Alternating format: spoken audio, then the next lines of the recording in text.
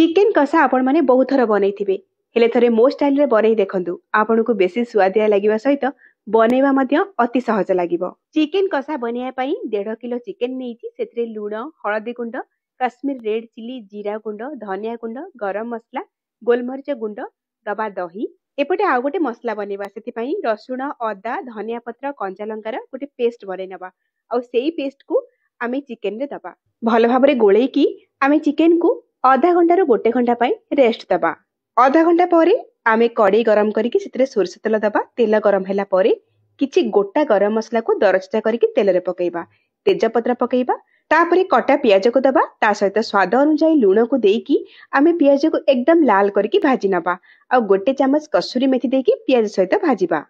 पियाज भाजी गला परे आमे पूर्वरु मैरिनेट कर रखितिबा चिकेन को दबा आ हाई फ्लेम रे 10 रु 12 मिनिट पर्यंत चिकेन को भाजीबा। हाई फ्लेम रे 10-12 मिनिट चिकेन भाजी गला परे गैस रो फ्लेम को लो मीडियम रे करिबा आ घोड़े घोड़े आमे चिकेन पूरा सिझिला पर्यंत कसिबा। चिकेन कसिला बेले गोटे टमाटो को काटिकी निश्चय पकेइबे आ चिकेन कसिला बेले जदि पानी सुखी आसीबो आपण माने गरम पानी करिके एथरे टिके देई परिबे आ चिकेन पूरा सिझी आसले गरम मसला चिकेन मसला कटा धनिया पत्र देकी गोळेई नबा गैस रो फ्लेम को ऑफ कर नबा। रेडी हे गला टेस्टी चिकेन कषा।